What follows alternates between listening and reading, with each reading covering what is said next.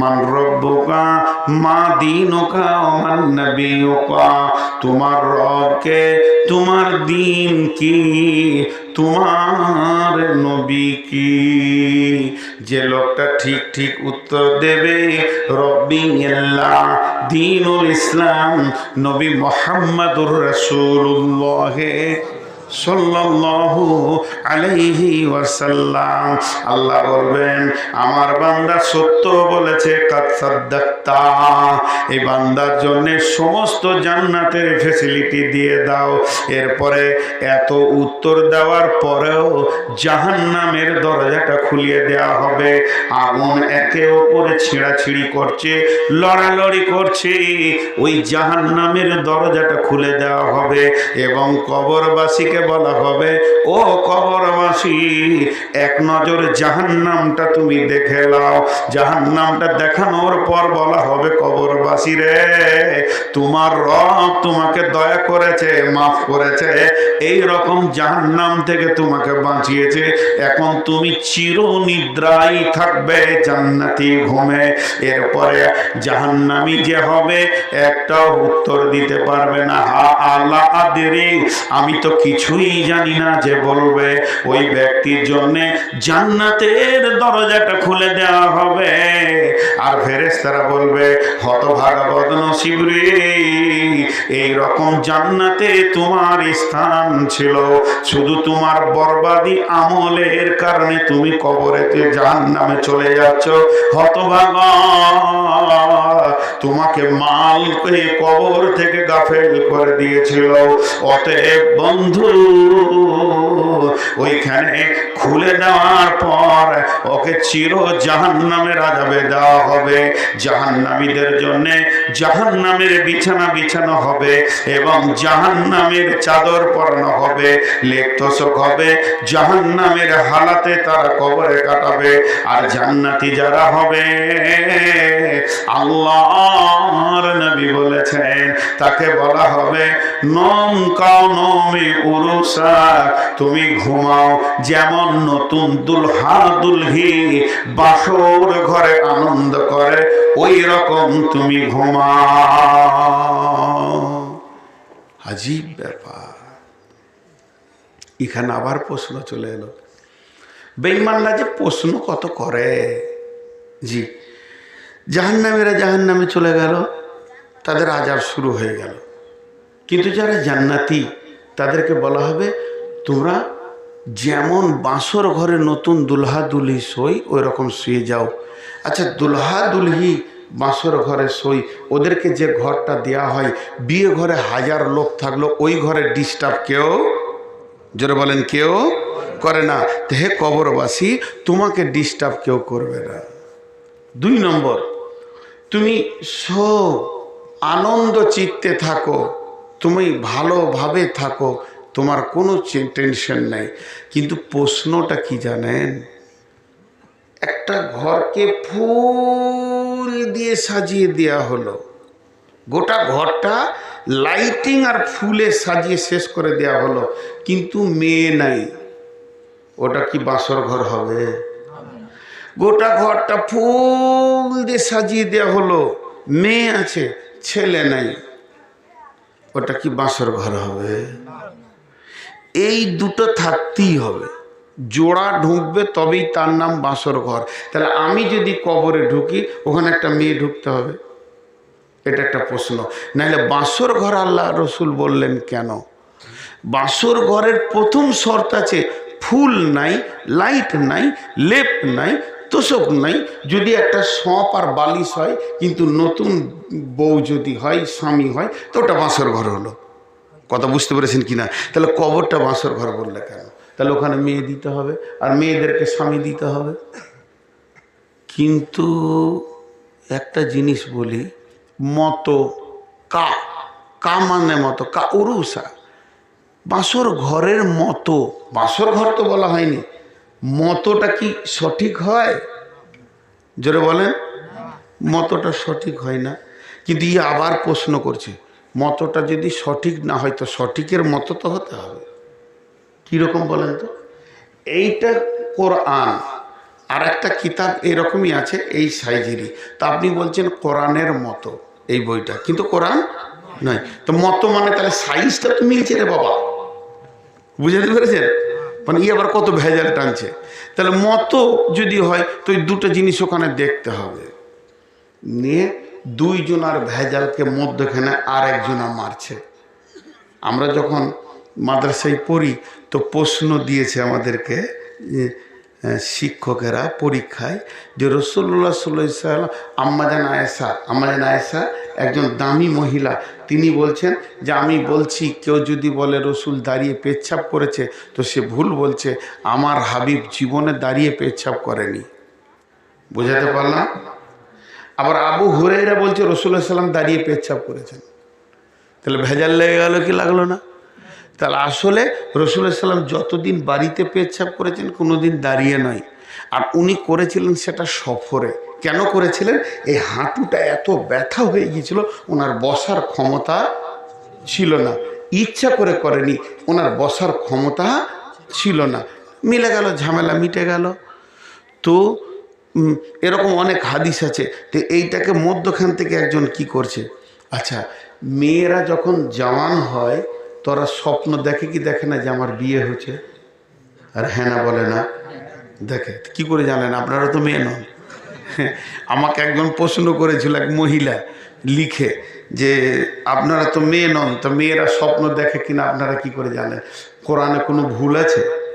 যেটা বলেন ভুল আছে? তো কোরআন তো বলে দিয়েছে মেয়েরা স্বপ্ন দেখে। কোরআনে আছে না সূরা ইউসুফে, জুলাইখা স্বপ্ন দেখলে না ইউসুফের সঙ্গে বিয়ে হচ্ছে, আজিজে মিশরের সঙ্গে, ভেজাল চুকে গেল। একটা উদাহরণ আল্লাহ দিয়ে দিলেই হলো। তেমনি বেটা ছেলেরাও স্বপ্ন দেখে যে আমার বিয়ে হচ্ছে, দেখে কি দেখে না? হ্যাঁ। তো এর আবার দলিল কি? এর দলিল আল্লাহ রসুল আম্মাজান আয়েশাকে 3 বার দেখেছিলেন, 3 বার দেখেছিলেন। তাহলে স্বপ্ন দেখে। তো একজন বলছে শোনো, কবরে যখন ও ঘুমিয়ে যাবে ওকে বলা হবে নম, মানে তুমি শো, ঘুমিয়ে যাও। কানমে ওরুসাকে, যেমন নতুন দুলহা ঘুমায়, ও যখনই ঘুমাতে যাবে অরিজিনাল কোনো হুরপরি কবরে আসবে না। ঘুমিয়ে যাওয়ার পরে পরেই স্বপ্ন জগতেও দেখবে আমার কাছে একজন সুন্দর পুরুষ, সুন্দর মহিলা এসেছে এবং ওই মেয়েটি ওর বাম হাতে চাপ দিয়েছে। ও তো শুয়ে আছে এইভাবে, যখনই পেছন দিক থেকে বাম হাতে চাপ দিয়েছে। এগুলো সব স্বপ্ন, কিন্তু অরিজিনাল নয়। দরদ করে উঠে দেখবে সুন্দর মেয়ে, বলে তোমার নাম কি? বলে তোমার নাম কি? আপোষে আনন্দ স্বপ্নে যা হয় পরিচিত করতে যাবে। মেয়েটার গলায় একটা হিরে কার্যকর কলা হার থাকবে, মেয়েটার গায়ে হাত দিতে যাবে, তখনই ওই হাতটা ছিঁড়ে যাবে। হাতটা যখন ছিঁড়ে যাবে মালাগুলো ছিটিয়ে পড়ে যাবে। ওদের আর কবর বলে মনেই থাকবে না, স্বপ্ন জগতে চলে যাবে। তখন ওই মালাগুলো মেয়েটা করে নাকে কানবে, বলবে আমার আল্লাহর দেওয়া মালা তুমি ছিঁড়ে দিয়েছো, এটা তুমি আমাকে আবার বানিয়ে দাও। বলে তুমি ধাগাটা ধরো, আমি মালাগুলোকে দিই। দুইজনে মালা গাঁথবে, গাঁথতে গাঁথতে শেষকালে গিঁড়া দেবে আর মনে মনে ভাববে ওর গলায় মালাটা চড়িয়ে দিয়ে প্রেম আলাপ করব।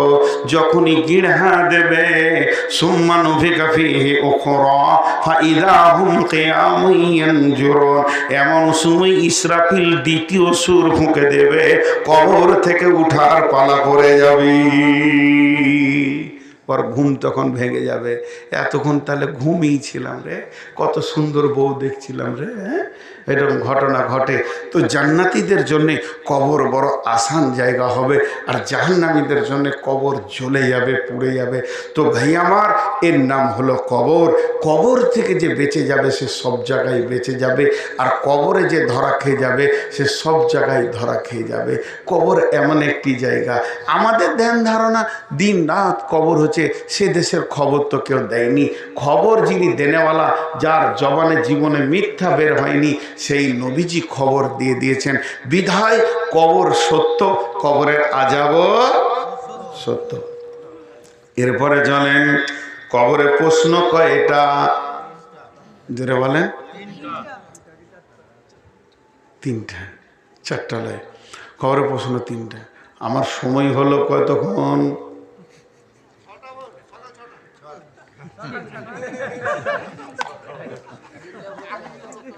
আমি তো প্রশ্ন করিনি রে ভাই, আমি বলছি বকা হলো কতক্ষণ?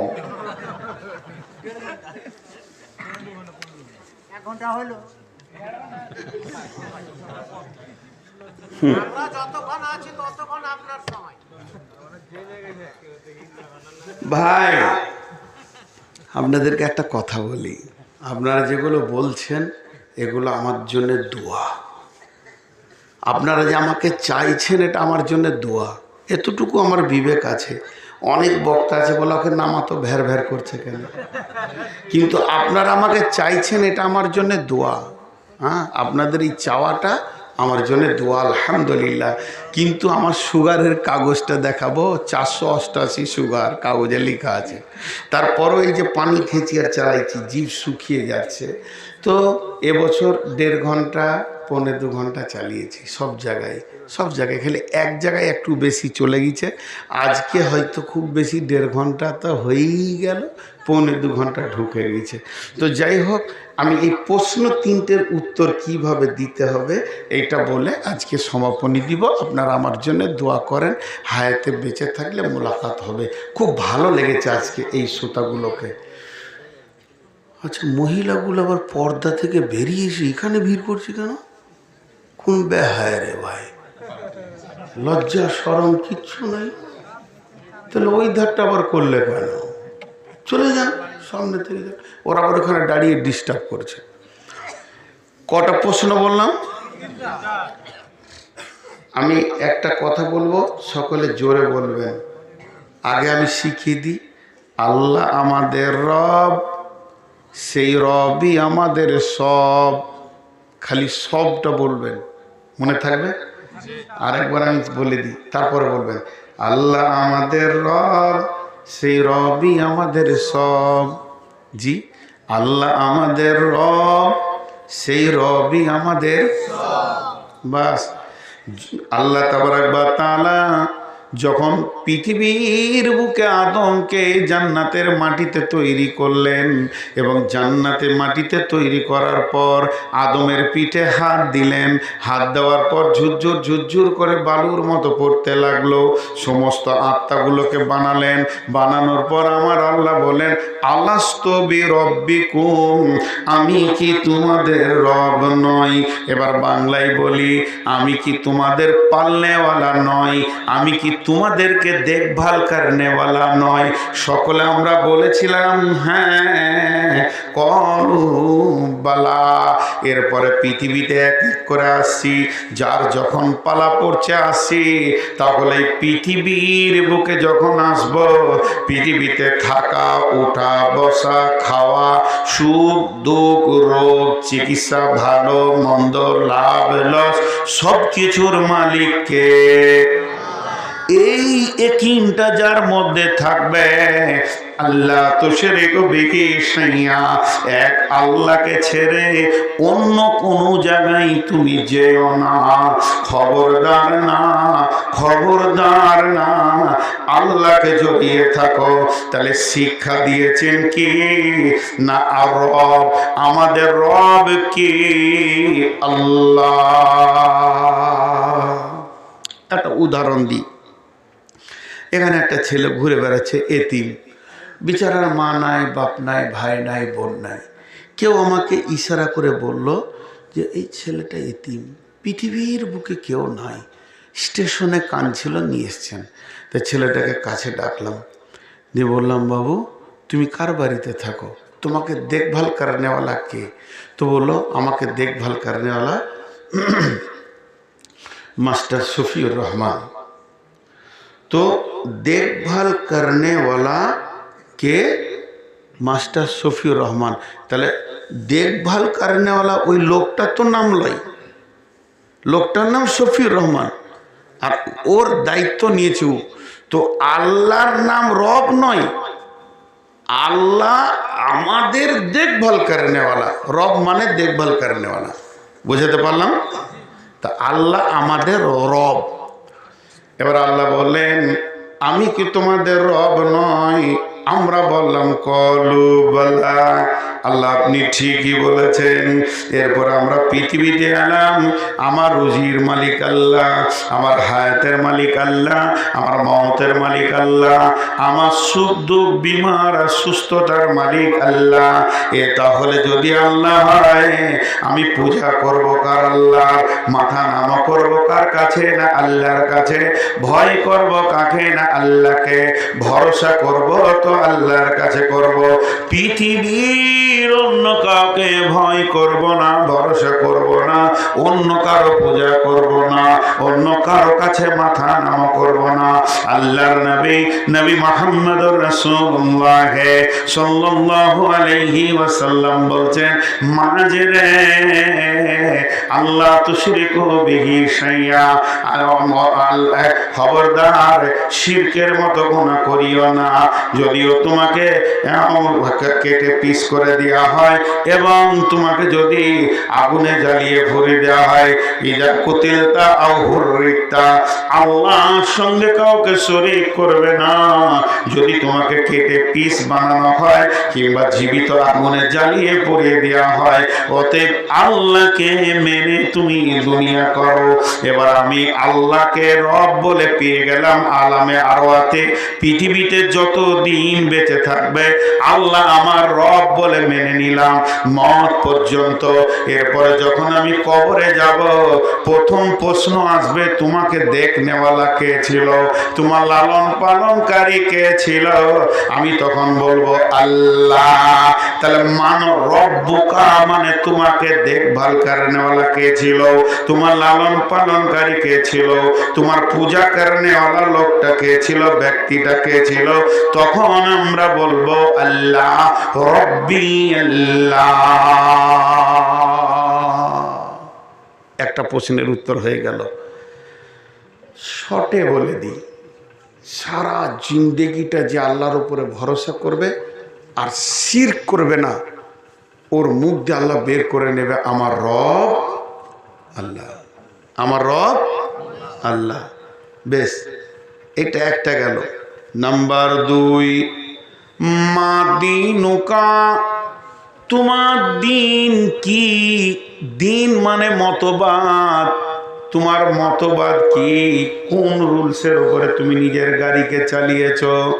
পৃথিবীতে এসেছে অনেক মতবাদ, কার্ল মার্কসের আইন, টটস্কিলের আইন, গান্ধীর আইন। পৃথিবীতে আইনের শেষ নাই। এ আইন সে আইন, কোন আইনকে তুমি মেনে নিয়েছ? তখন সেই লোক উত্তরে বলবে দীনুল ইসলাম। ইসলাম নামে একটা মতবাদ পৃথিবীতে এসেছিল। সেই মতবাদটা অতি সুন্দর, শান্তির ধর্ম। আমার নিয়ম কানুন, চলাফেরা, উঠা বসা সমস্ত ইসলামের আইনকে মেনে চলেছি। হাজি 6টা পর্যন্ত বলছিলেন যে 6 মিনিট আর বসছে না কেউ। মনে মনে নিয়ত করেছে প্রশ্ন 3টের উত্তর তো মোটামুটি জানা আছে, যখন বাড়ি চললো আর ভাবছে যে কালেকশন করবে। কালেকশন তো করবই, আমার নাম নবাব, কিছুরই নেই অভাব, ভিক্ষা করা স্বভাব। তো আপনার পকেট মারবো না, ছুরি লাগাবো না, চাবো বাপ হে ভাই হে বলে। অন্তত বায়ানটা কমপ্লিট শুনেন, আল্লাহর রাস্তে হাত দুটা ধরে বলছি। দিবেন 5 টাকা, আপনার গলায় গামছা দিয়ে 5 লাখ টাকা নিব না। বিধায় একটুকু বসে বায়ানটা কমপ্লিট করতে দেন, তো আমাকে ভালো লাগবে। আল্লাহর গোলাম, আর বেশি টাইম লাগবে না। তো আমার ইসলাম হলো আমার আইন, আমার রুলস, আমার নিয়ম, আমার প্রসিডিওর। দেখেন, আমরা এখানে সিপিএম আছি, কংগ্রেস আছি, তৃণমূল আছি, এসোসি আছি, যা আছি, কিন্তু আমরা আল্লাহ রসুলের আইনকে বেশি প্রাধান্য দিই কি দিই না? দেশের প্রধানমন্ত্রী এসেছে, কে? নরেন্দ্র মোদী, বেঈমান। ওর নাম নিলে উজু ভেঙে যাবে। তো বেঈমান এসেছে এখানে, আপনাদের গ্রামে এসেছে, তোকে সম্মান করতে হবে কি হবে না? হবে। কেন? ও প্রধানমন্ত্রীর জন্য নয়, আমার রসুল বলেছেন যে আমিরকে সম্মান করো, যে জাতি হোক না কেন। আমাদের দেশের এখন আমির, আমরা সম্মান করছি। রমজান মাস চলছে, দিয়ে ও বলছে যে আমাকে তাড়াতাড়ি বেরিয়ে যেতে হবে, এইমাত্র আমার হেলিকপ্টার চলে আসবে, আমাকে দিল্লি যেতে হবে, দিল্লি যেতেই হবে তাড়াতাড়ি। আর মাত্র ইফতার হতে 5 মিনিট আগে উনি বলছেন আপনারা খান। আমরা বলছি না স্যার, আপনি খেলেন, আপনি চলে যান। বলে আজকে আমার খাতিরে 2 মিনিট আগে খাও। কেউ খাবে? কারণ আমরা ইসলামের আইন মানি, জান চলে গেলেও ইসলামের আইনকে আমরা লজ্জিত করতে পারবো না। যে লোকটা ইসলামের প্রত্যেকটা আইনকে মেনে মেনে মেনে মেনে চলবে, ওই লোকটা বলবে দ্বীনুল ইসলাম। বুঝাতে পারলাম? নাম্বার 3 প্রশ্ন, মান নবিয়ুকা, নবিয়ুকা, এখানে নবী মানে নেতা ধরলেন। তোমার নেতাকে, তোমার আদর্শ কি, কার আইডিয়ালকে তুমি মেনেছো, কার মতো করে তুমি খেয়েছো, কার মতো করে তুমি পান করেছো, কার মতো করে তুমি শুয়েছো, মাথা থেকে পা পর্যন্ত তুমি নিজের চেহারাটা কার নকল বানিয়েছো, তোমার আদর্শকে, তোমার আইডিয়ালকে, তুমি কোন ব্যক্তিটাকে নিজেকে মনে করে নিয়েছো। আপনারা একবার তাকান, এই যে এটা পানি, আপনারা আমার দিকে তাকান, এটা পানি পান করতে পারবো কি পারবো না? পারবো কি পারবো না? পানিটা যদি আমাকে খেতে মন যায়, এটা পান করতে পারবো কি পারবো না? কথা বলে না? হ্যাঁ, এটা পান করতে পারবো? জি না, জি না। এই ডান হাতে ছিল, আমি পান করতে পারবো, বাঁ হাতে চলে গেলে আর আমি পারবো না। ইসলাম বাধা দিয়ে দিয়েছে, আমার নবী বাম হাতে পান করেননি। পঙ্খান্ন আইনকে মানতে হবে। এখন আমি পান করতে পারবো, আর পারবো? আর পারবো না। আমি রুখে গেছি, কারণ আমার নবী বাম হাতে পান করেননি।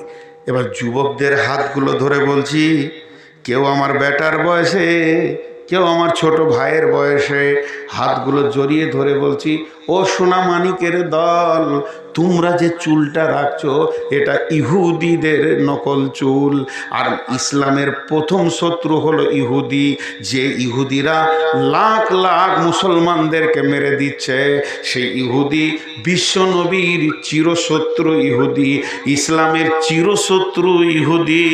আর মুসলমান নবী মুহাম্মদের উম্মত ইহুদিদের মতো চুল রেখে চারিদিকটা নাড়া করে মাথার মাঝে রাখছে।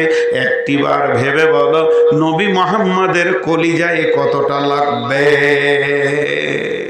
এই যারা আমার চুল হবে নবী মুহাম্মদের মতো, আমার পোশাক হবে নবী মুহাম্মদের মতো, পেশাব পায়খানা, খাওয়া দাওয়া, ওঠা বসা, চলাফেরা সবগুলো নবী মুহাম্মদের মতো হবে।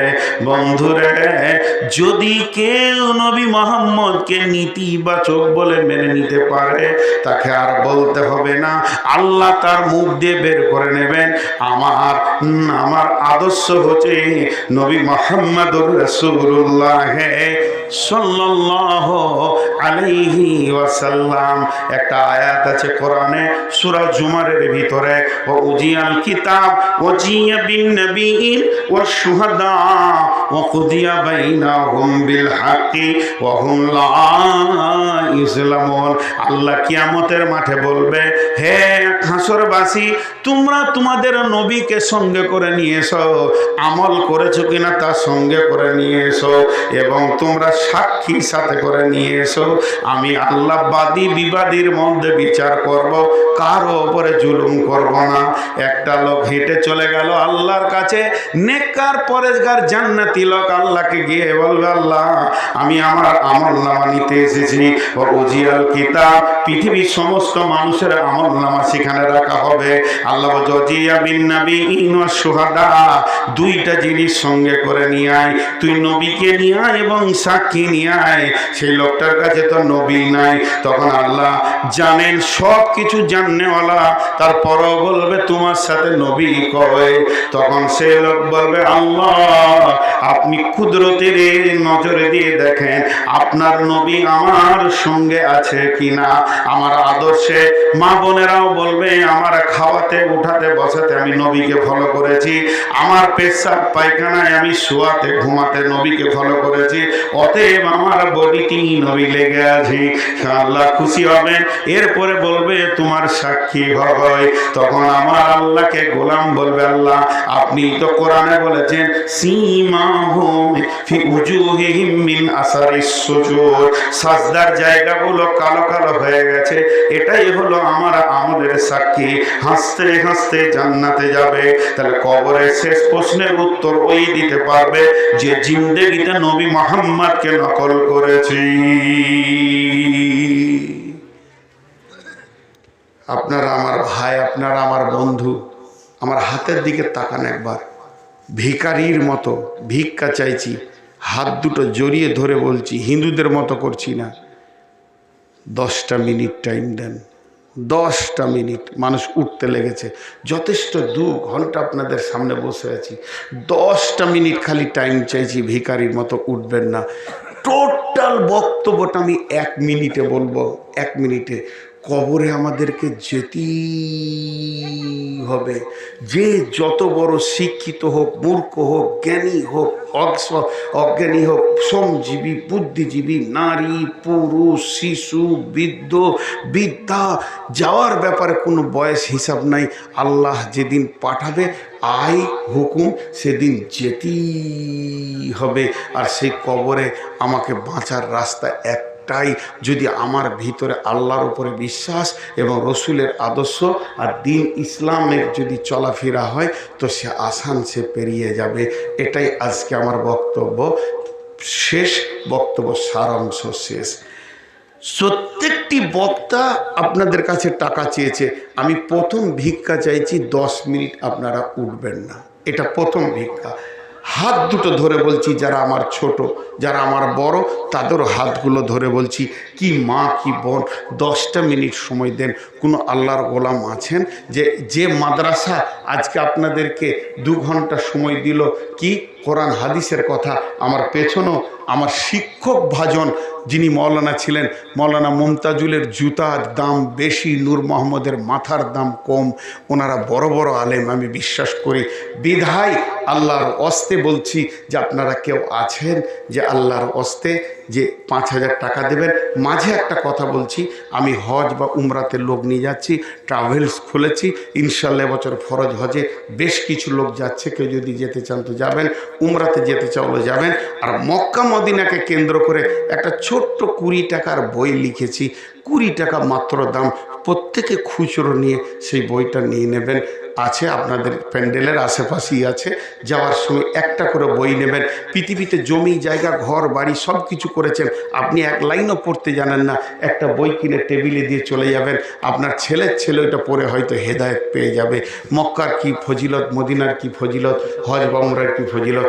তো 20 টাকা বেশি নয়, তবে এখন বই নয়, আগে বলেন। আসসালামু আলাইকুম। নিয়মিত ইসলামিক ভিডিও পেতে সাবস্ক্রাইব করুন আমাদের ইসলামকে জানার চ্যানেলটি, আর ভিডিওগুলো ফেসবুক বা যে কোনো জায়গায় শেয়ার করে ছড়িয়ে দেন ইসলামের সশত বাণী।